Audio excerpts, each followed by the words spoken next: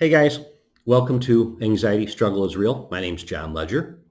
And as I start out all my videos with, I am not a doctor. I am not a therapist. I am just an average guy that's been living with panic and anxiety and a few others for better than 25 years. And I'm here to try and help. If you're having an exceptionally bad time right now and you're not under medical care of any time, I strongly suggest that you get with your doctor and get some help. There we go. That's my disclosures and stuff to make sure as best I can that you guys are okay. Excuse me. I put out a video a little while back that I was doing my best to describe what a panic attack feels like and what an anxiety attack feels like. And part of the reason that I did that video, and I even mentioned this, obviously, it would have inspired me to mention this if I didn't. Part of the reason I did it was to give you guys a tool that, well, first of all, perhaps you could relate to, and it might make you feel better that somebody else is feeling this stuff, might make you worry a little bit less. But also, if you have people in your life that just don't understand this or doubt it or don't believe that this is real, something for you to show them. See, look, this guy, he's saying the same things I am or similar things to what I'm saying. And I got to thinking about it. The mechanics of that video were fine. But it didn't tell the full story. And I don't really know if it's possible to tell the full story because everybody's story is different. But I want to give it another shot today. And it's not going to necessarily be describing a panic attack or describing an anxiety attack. It's more of a description of what it's like to live with this on a daily basis, or what it can be like to live with this on a daily basis. I'm not going to be using all in my notes here, all of my own personal experiences. A few years back, I wrote a book about this. And because of that, I wrote a book about panic and anxiety. And because of that book, there's several people reached out to me, people that I knew, people that I didn't know, through Facebook. They called me, emailed me, all kinds of stuff. And I got to talk to a lot of these people. And we would talk about each other, talk about experiences with the disease and stuff like that. And I kept a lot of notes. And I'm going to be drawing on their experiences as well, and with the stuff that I'm talking about here. I'm not going to say what's mine and what's somebody else's. I'm certainly not going to mention anybody's name. I don't even have really anybody's name. I didn't keep names on the notes that I wrote. I kept them actually for future use, for, I guess, maybe a YouTube channel or another book. But anyway, here we go. I'm going to try and do this a little bit better. Again, it's not a panic attack or an anxiety attack. All of these things can be part of one that I'm going to bring up and mention, but it's also stuff that we just live. Even when we're not having an anxiety attack or a panic attack, it can just be part of our day every day, or some days, whatever. I'm going to start out with fear and worry. Actually, mostly, irrational fear and irrational worry, because we take fear and worry to a whole different level. So we walk around fearing that we're going to have another anxiety attack. We have fear of the fear, or that we're going to have anxiety. It's almost an ever-present thing. We fear that we're going to have one in public and we're going to be hugely embarrassed by it. That's the last thing we want to do.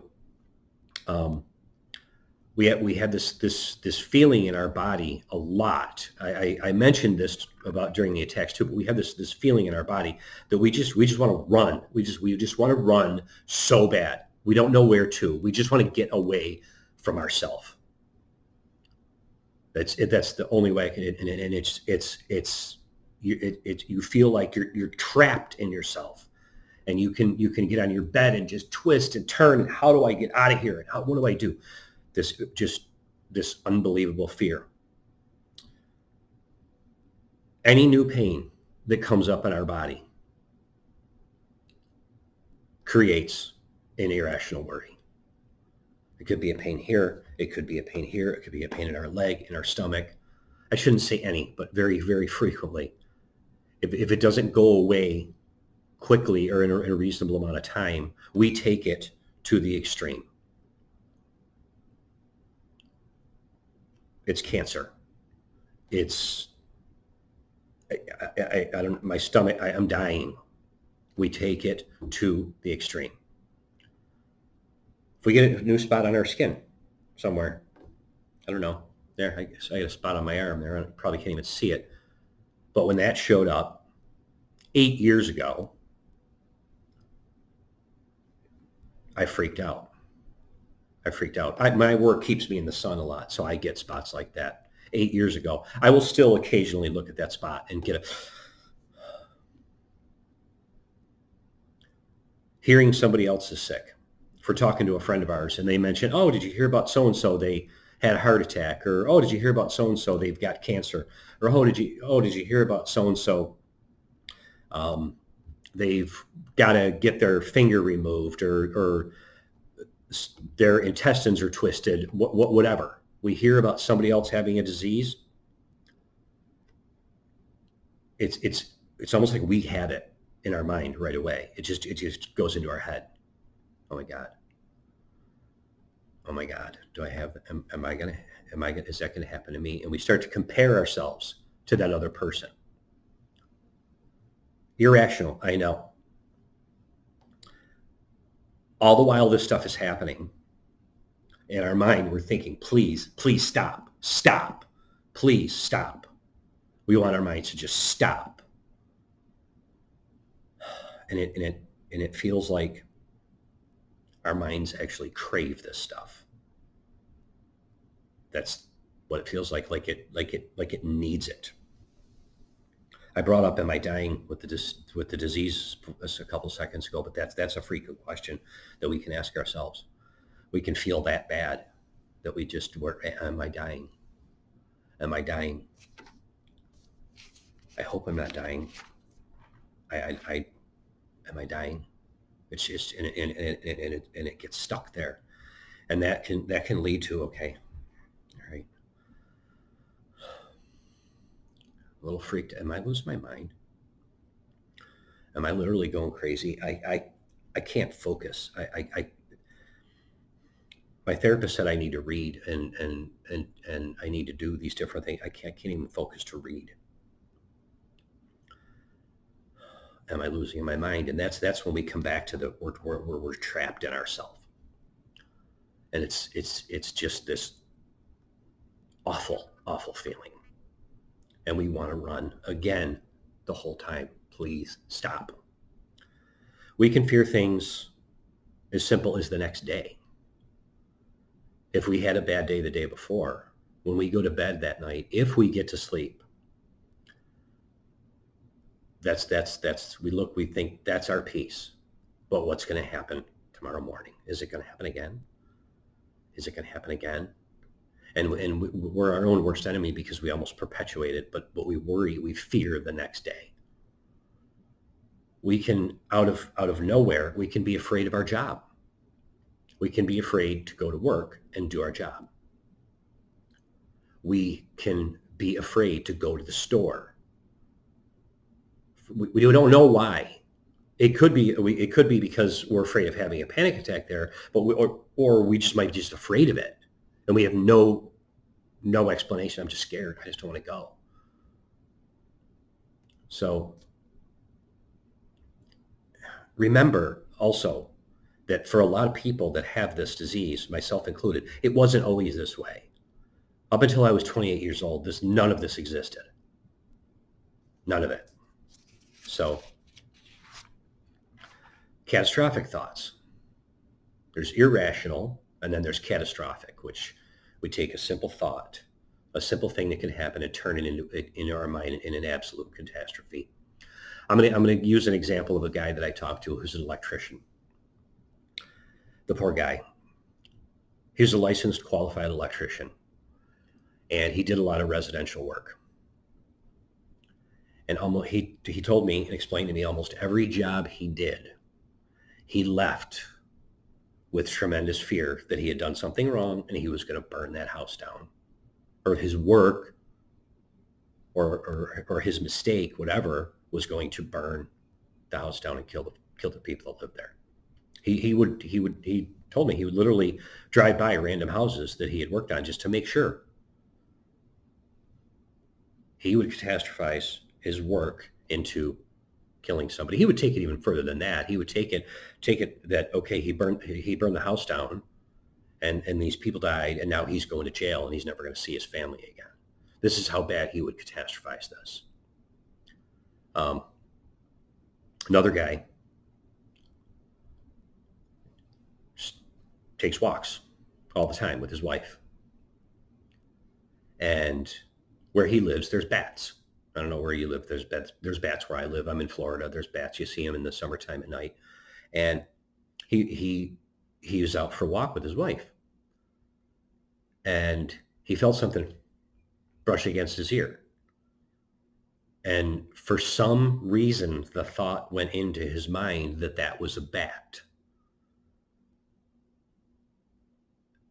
He had read about bats, and he knew that bats' teeth are so fine that if they bite you, you don't even know it. And he freaked for days that he got bit by this bat and was going to get sick. Now, if a bat, I mean, I don't know a lot about bats, but I know they're pretty small, but they're a decent size. If a bat hits you, you're going to know it. You're going to feel the wings. There's going to be no doubt. This was just a little,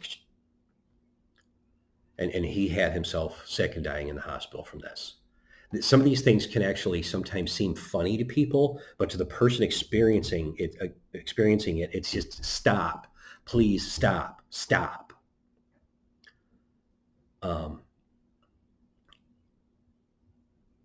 We could be driving our car. This is another one that's just amazing. And I'm going to tell you, I've experienced this one myself. Driving our car, going somewhere, and we get to a red light, and we think, "Oh my gosh, did I hit somebody back there?" You know that if you hit somebody, there's going to be a bump, and you're going to know, but you got to turn around and go back and check. I've read articles on people that literally walk the highway where they had driven. Maybe not the highway, but the main road where they had driven, and walk the ditches, checking for people to make sure they didn't hit somebody. Irrational fears. Get something in your eye. Most people, they get something in their eye, they wash it out, and they wipe it out, they get it out of there, whatever, and they're good. For people such as us, we can get something in our eye, and we'll get it out, but it'll go to, okay, I don't want to get an infection in that eye. I better really wash it out. Okay, if I get an infection, then I might go blind in that eye. I don't want to go blind in that eye. And you start there, and the next thing, you have yourself completely blind in your mind. This can go over a series of hours, minutes, hours, days. We can catastrophize these thoughts this big. It's something a little less dramatic than what I've been talking about. But like if you text, I text a friend, and they generally text me back quickly, say within 5-10 minutes, and they don't. What's the deal? 20 minutes later, they still haven't texted back. My mind will start going, did I offend them? What did I do to upset them? Okay, are they mad at me? And these people with these diseases tend to be people pleasers. So we want people to like us. So we know what a pain in the ass we are with this disease. But and I don't mean no offense to anybody, but we'll get into that a little bit at the end here. But we don't want to lose a friend. And if we don't hear back from them after a few hours, and we'll text them again, then it turns into craziness. Okay, they just straight up don't like me. What did I do? What did I do? And you rack your brain, and it's hard to let go of it. If we're on the phone with somebody and we get another call that we have to take and we hang up real fast, a lot of times we'll get this weird thing. Well, we got to call that person back. Did I even say goodbye to them? I got to call them back. Call them back and say, hey, I hung up too fast. I'm sorry. I just wanted to say goodbye the right way. And the other person, for me, will always laugh. No, you were fine. But I do that to avoid catastrophizing, thinking, did I offend that person? Um, we catastrophize if you're taking any kind of med for this disease. I take a one little bit, and I will catastrophize that. What if I can't get my medicine? What's going to happen then? For no reason. It happens a lot when I'm going into the pharmacy just to pick it up or to drop off my script. What if they can't get my medicine? Now, never, ever, ever have I not been able to get my medicine. Not when I took it years ago, and not when I'm taking it this time. Never, or any other kind of medicine for that. Antibiotics or anything I've ever needed, I've been able to get.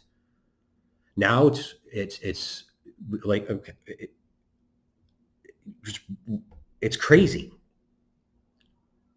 I might not be able to get my meds. Why? What if I can't? What am I going to do? I don't have. What I'm going to go. I'm going to lose it. And now, things happening in the world like coronavirus. Okay, that's just so crazy what they're doing with this. But anyway, I have already talked to somebody that is trying to figure out how they can get their meds in advance because they're going to need them when stuff shuts down. They're freaking out. And it's pretty irrational that all supply lines are going to shut down. It's catastrophic thoughts. Back to the fear thing for a second. I want to bring up exercise. Exercise is really good for people like us, but exercise can also scare the crap out of us because it can get our heart rate up, and it can make us feel like we can't breathe, and it can launch a panic attack or an anxiety attack just like that. So we're afraid of it. Social anxiety. Wow. Just being in a group of people creates such fear for us. It makes us dizzy. It makes us feel trapped. This is a different feeling trapped from feeling trapped inside our body. This is just a trapped, like, what am I going to do? What if I have to get out of here? What do I do? What am I going to do? And then the thoughts just keep going, and then we withdraw. And then somebody wants to talk to us. And we're in a social setting here, and we can't come up with anything to say because we're too worried about feeling trapped. And what if I have a panic attack while I'm here? What if I have an anxiety to what? Oh my God. So then if we finally do start to talk, we feel like we're outside of ourselves, and things can start to spin. And because we're holding two different thoughts at the same time, which is basically impossible, but they're just happening that fast that it seems that way. We're afraid that we are going to pass out if we talk to somebody. These are real fears, okay? Well, I mean, keep in mind, all the while this is going on, there's still part of our brain saying, stop, please stop.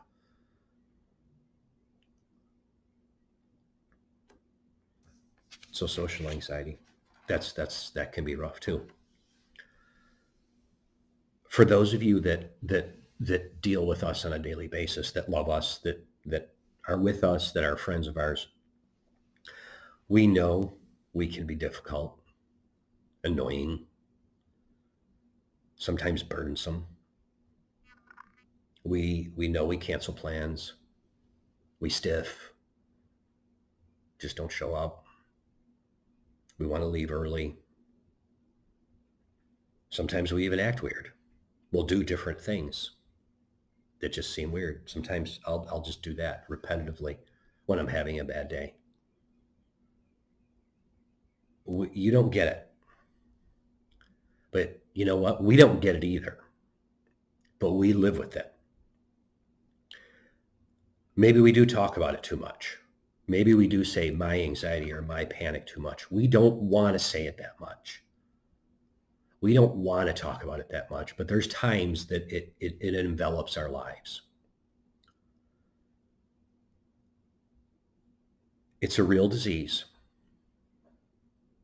Please don't doubt it. And just know that we don't want this either. Be our friend, or our brother, or our sister, or our parent, or our spouse, and just love us. Thanks, guys. God bless.